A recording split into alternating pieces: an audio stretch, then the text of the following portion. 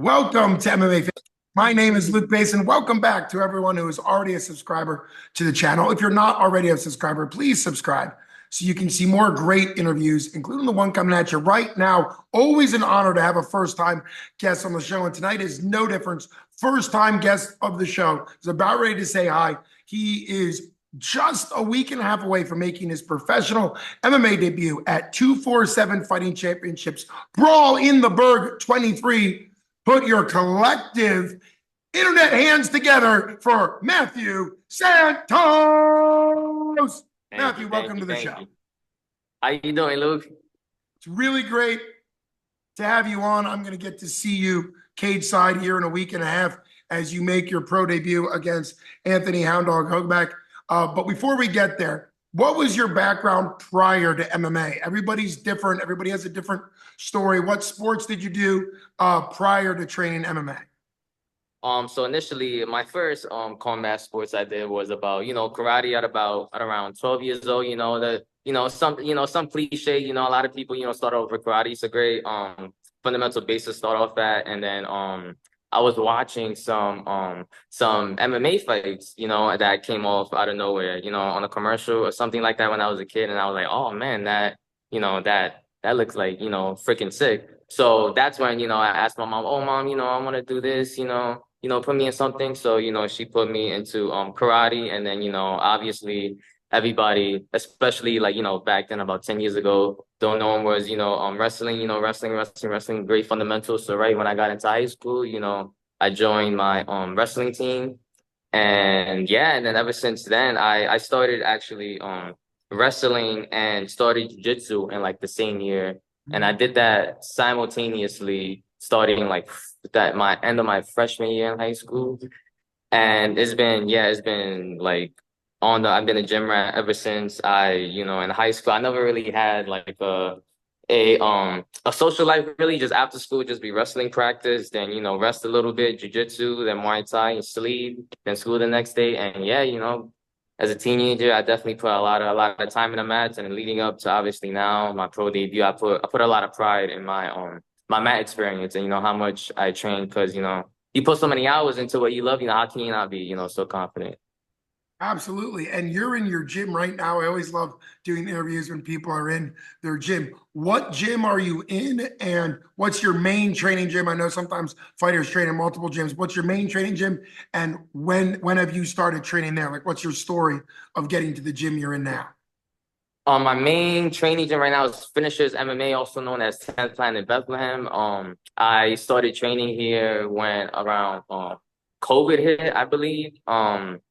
It was around COVID. It was obviously some issues with gym. A lot of gyms wasn't open. So then, I initially moved to another part of Pennsylvania, and I found Finishers, and they welcomed me with open arms. They treated me like 100% family, and I really appreciate the love and support that everybody brings out here. And then before that, my first initial gym I've trained at since I was about 16 was the American Killer Bees. That was the school I started off at in New York, and about when I started wrestling the same time. And I trained with him. My uncle actually owns one of the Killer Bees in Queens, New York. So I was training under him ever since ever since I laced up a jiu-jitsu belt. I've been with him up until I was about 19. No, I was 18, turning 19. I moved out here to PA to try to further the grappling part of my game, and just bills are cheaper out here. In New York, you know how it is. Everything's expensive. So that's pretty much my gym history. Well, I appreciate that. Now let's roll into the fact that you have a very long and experienced amateur fight career. You made your amateur debut in 2018. Your last amateur fight was in February of 2024, this year. You have a 6-5 record, 11 total fights, and we would be here all night if we went through all of them. My question about your amateur career is going to be, I see that at one point in your amateur career, you were 2 wins, 5 losses, and then you went on a 4-fight MMA win streak. That's how you're closing out your MMA career. Your first win of that was just moments before COVID hit in February of 2020. And then obviously stuff got canceled for a while.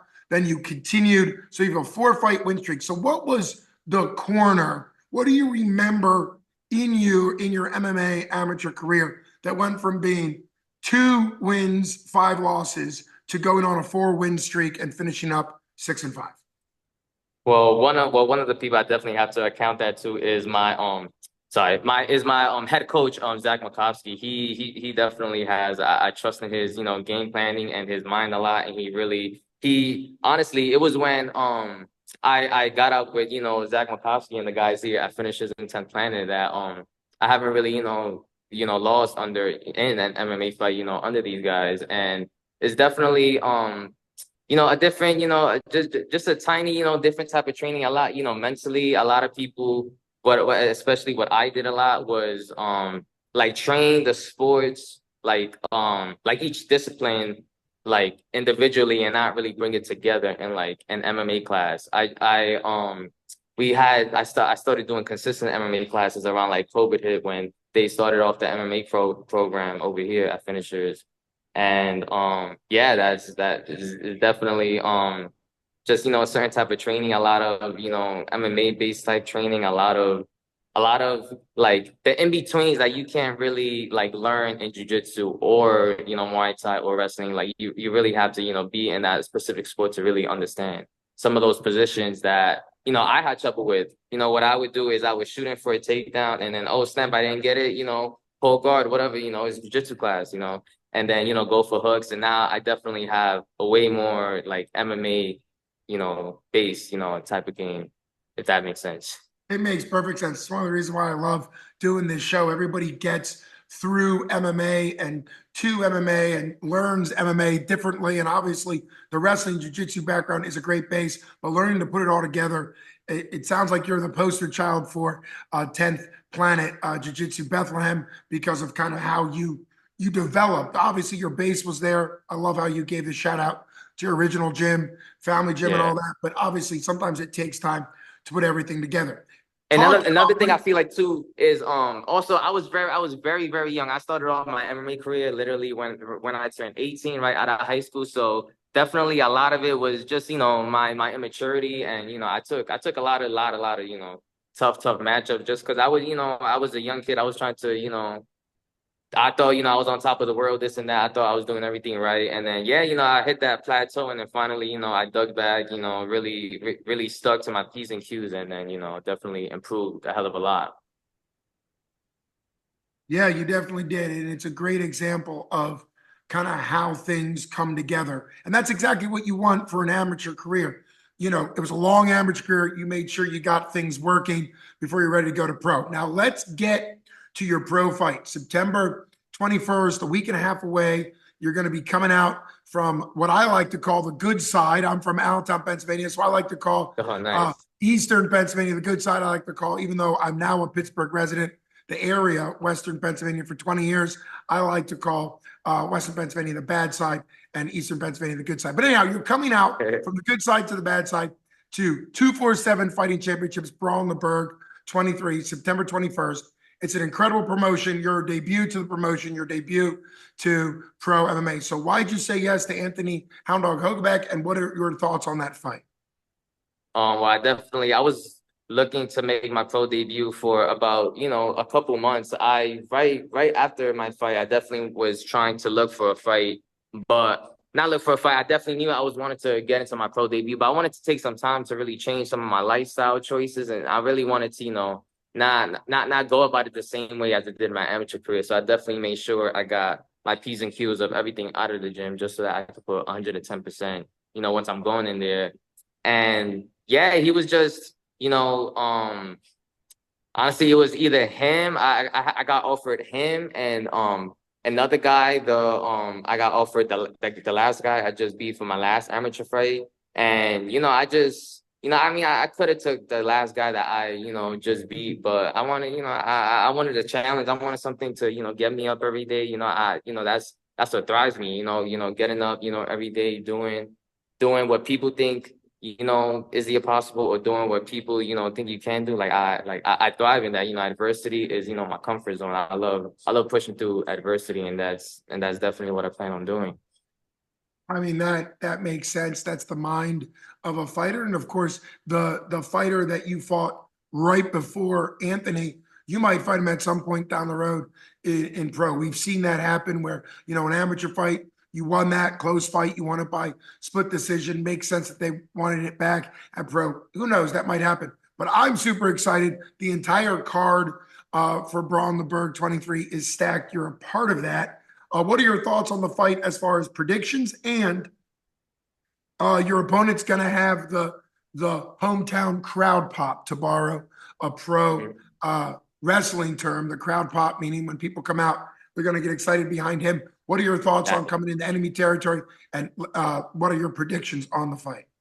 Well, as far as going into enemy territory, I've done it, many times. My last two opponents, I went, upstate around Albany, around there, and where they was from. And I like it. I love, the extra, kind of added pressure that it puts on you, because I feel like I definitely know how to change that, that pressure, that energy, because at the end of the day, it is, just energy, and just redirecting that energy towards, thinking, towards the game plan, towards, thinking about only what's gonna happen, once that cage door is locked, and it's just, me and that individual. Because at the end of the day, the crowd can't help that individual in the cage. So I definitely, block all of that out. And once it's in the cage, it's just me, him, and the referee, then that's that's fair game. What happens after that, is fair game. And that's why I love this sport so much. You can see, like, man, so much excitement, so much people, going for this guy,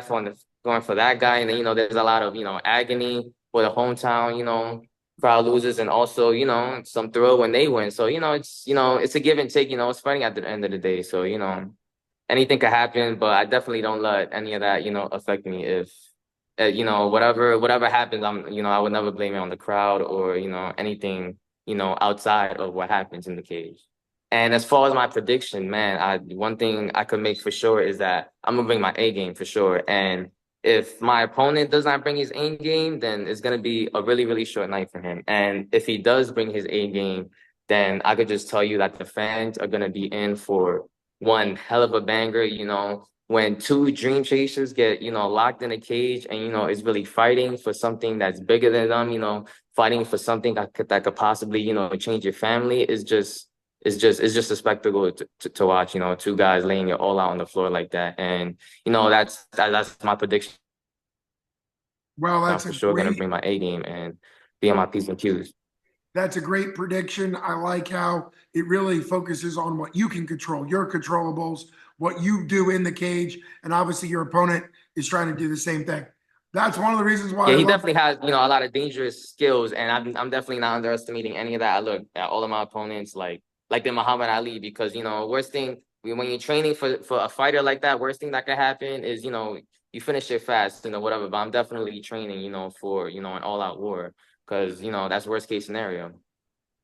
Well, you mentioned that you're in that cage alone, one-on-one, once the door's shut, and you're absolutely right about the crowd. They're not in there with him, but you do have people behind you. You already mentioned your gym, your trainers, people that started training you in middle school when you got into jiu-jitsu and wrestling. All of that goes up to it. But let's get to one of the things that I really like to point out on MMA Fancast, because a big part of the up and coming amateur, up and coming pros, pretty much all the way up to somebody goes to one of the big shows as far as the UFC or PFL, is sponsors, because so much of what MMA involves is sponsorships, whether it be financial, whether it be gyms that sponsor, whether it be people that cook meals. And there's so many levels of sponsors, I never know. But I do know you have a couple important sponsors. So let's get to them and acknowledge them and tell people about your sponsors.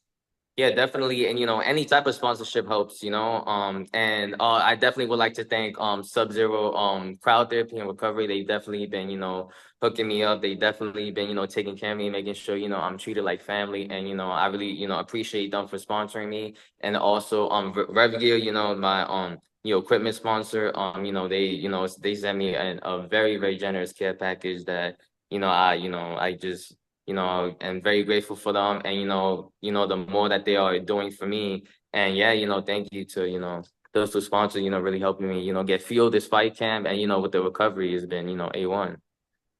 That makes a big difference. I'm very grateful for you coming on the show. Can't wait for people that aren't going to make the drive.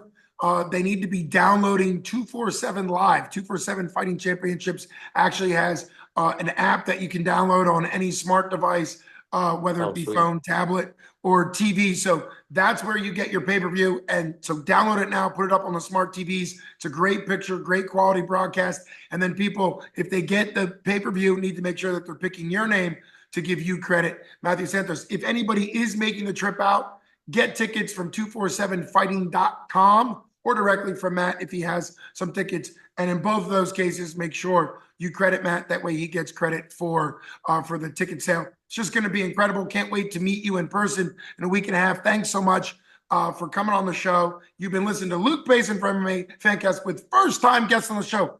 Just a week and a half away before he makes his Pro MMA debut is Matthew Santos. Thanks so much for coming on the show. You are the man. Thanks so much for coming on the show, sir. Of course. Thank you so much. You have a good night. You got it. Take care.